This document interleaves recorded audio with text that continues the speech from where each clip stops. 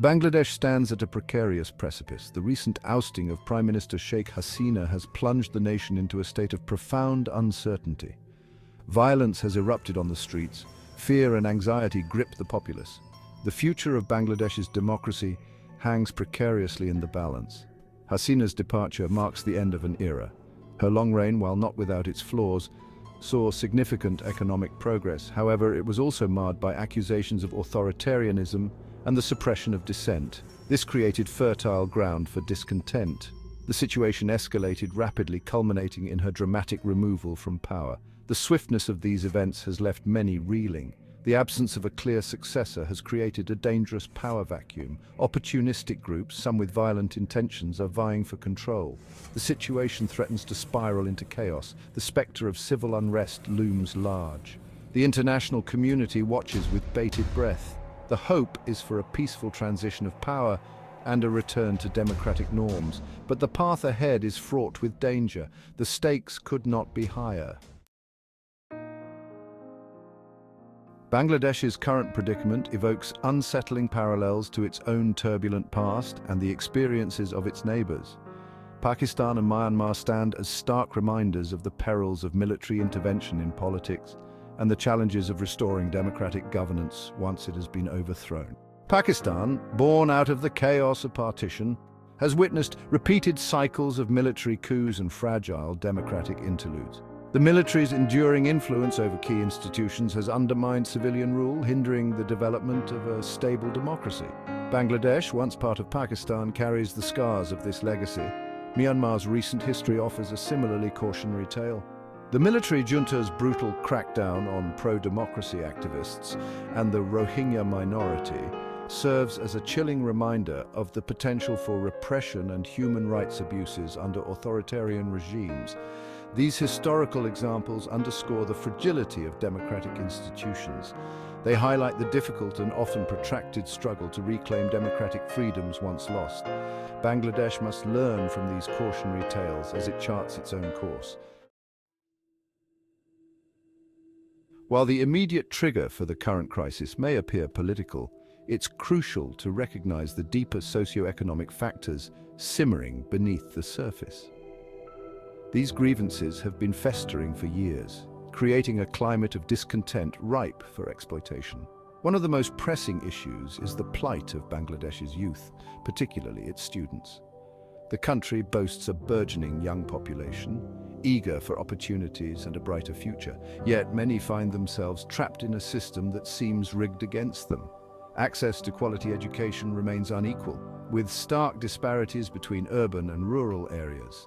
Even for those fortunate enough to receive an education, the job market is bleak. Rampant corruption and nepotism often mean that coveted government jobs go to those with connections, not qualifications.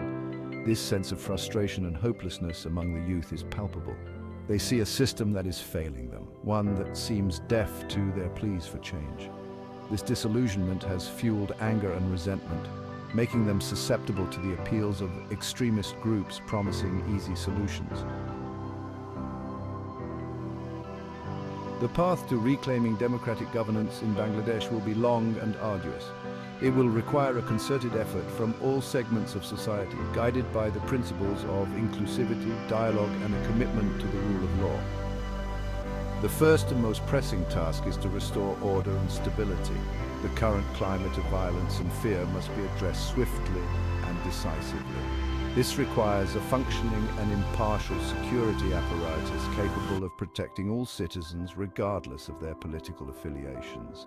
Simultaneously, a process of national dialogue must begin. All stakeholders, including political parties, civil society organizations, and religious leaders, must come together to chart a way forward. This dialogue needs to address the root causes of the crisis, including the socio-economic grievances fueling discontent. Finally, rebuilding trust in democratic institutions will be paramount. This requires free and fair elections, a vibrant and independent media, and a judiciary that is both impartial and effective. It is only through such measures that Bangladesh can hope to heal the divisions of the past and build a more just and equitable future. Bangladesh stands at a critical juncture. The choices made in the coming weeks and months will determine whether it descends into further chaos or emerges as a beacon of hope and resilience. The nation faces two divergent paths, each with profound implications for its future. One path leads towards a more authoritarian future. The military, emboldened by its recent power grab, could tighten its grip on the country. Civil liberties might be curtailed in the name of stability. Dissent could be silenced. The hard-won gains in economic and social development could be eroded. The other path, though more challenging, offers the promise of a more democratic and prosperous Bangladesh. It requires a commitment to dialogue, compromise, and respect for the rule of law. It demands leadership that prioritizes the needs of its people and upholds their fundamental rights. The future of Bangladesh hangs in the balance.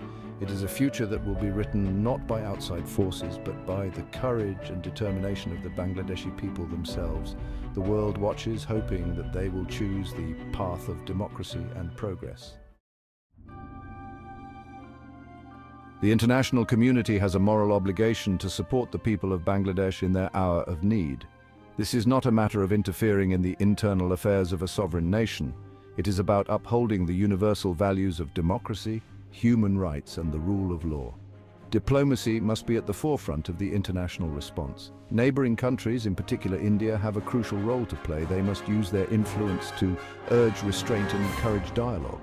Sanctions and isolation are unlikely to be effective and could further harm the Bangladeshi people. Humanitarian assistance will also be vital. The current crisis threatens to exacerbate existing vulnerabilities and push millions deeper into poverty. The international community must stand ready to provide food, medicine, and other essential supplies to those most in need. The world is watching Bangladesh. It is a moment of great peril, but also one of immense possibility. With the right support and the unwavering commitment of its people, Bangladesh can emerge from this crisis stronger and more resilient. The journey will be difficult, but the destination is worth striving for, a democratic and prosperous Bangladesh that can serve as a model for the region and the world.